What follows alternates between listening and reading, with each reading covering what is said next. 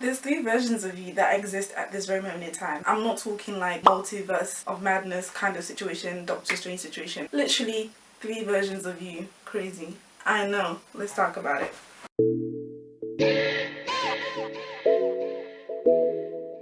Welcome.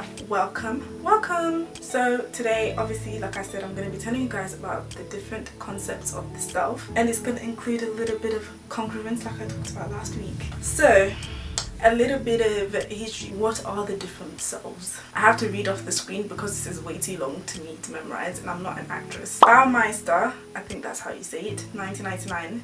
He said that the definition of self-concept is the individual's belief about himself or herself, including the person's attributes and who and what the self is. It's a bit long. So Carl Rogers stepped in. He kind of explained what the self-concept is. He said there's the view of yourself, that is the self-image, how you see yourself, how you view yourself, what you think of yourself. And then he said that there was also how much you value yourself, which is known as self-worth or self-esteem. And then he said that there was another version of you, which is the person that you wish you really were, which is the ideal self. And all of these 3 concepts or ideas form who you truly are as a person, and they affect how you live and how you think of yourself on a daily basis. All of these can change day to day. Ideal self, your self-worth, and your self-image can change each and every single day and multiple times during the day. So as usual, I'm going to put an image on the screen so you can kind of see it represented. So there's a lot of incongruence when the self-image and the ideal self do not mix, or they're not close together. With the person you want to be versus the person who you truly are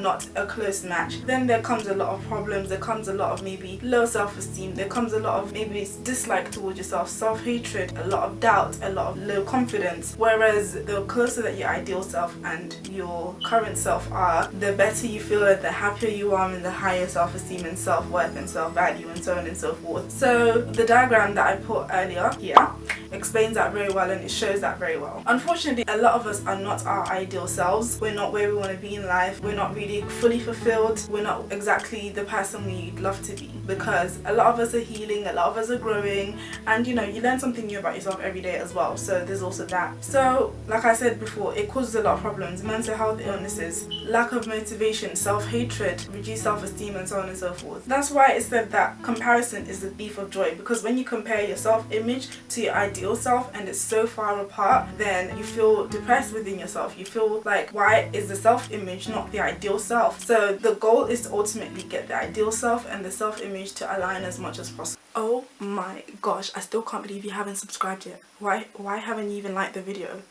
You're enjoying the video, otherwise you wouldn't have got this far, so please like. Alright, back to the video.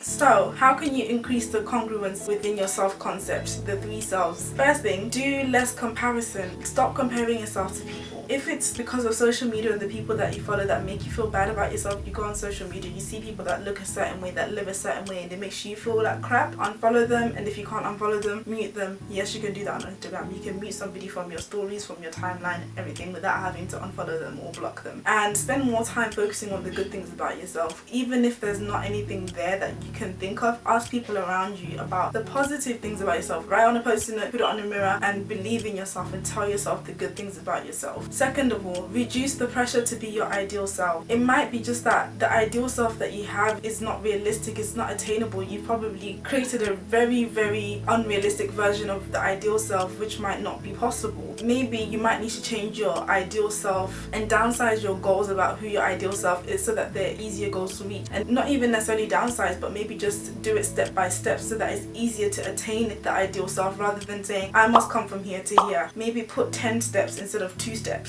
to get there, so that you can actually reach it. Okay, another thing that I kind of already mentioned was focus on the good things about yourself. We as human beings, we are our own biggest critics, unless you're a narcissist.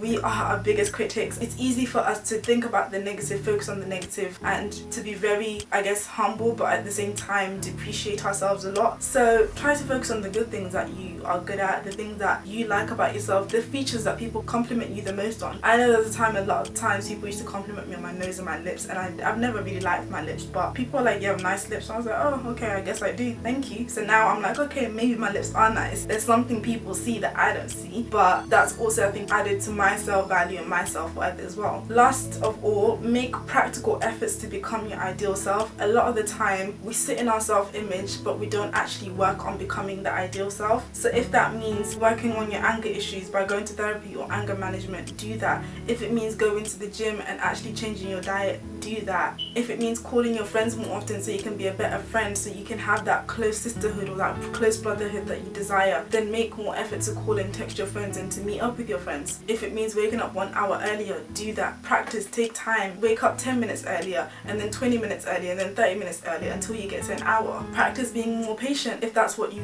need to do. Buy a new wardrobe of clothes if you don't like your style and you think that maybe your clothes are not flattering your body and making you look how you want to be seen by people, or just not happy with what you see in the mirror, then do that. Donate to charity if you're trying to stop being so selfish, or if you think or you don't know what to do with your money, donate to charity and help people in need. You need to actually have practical things written down that you can do to become the ideal self. Otherwise, a lot of the time we wallow in self-pity, like, oh, I'm this, I'm that, I'm this, I'm that, but we don't actually make a plan to do it. And I promise you, when you write something down, it's more likely to be achieved than when you don't do it. And I'm sure there's such studies on this. People who write things down are more likely to achieve those things than people who don't write things down and let things stay in their head.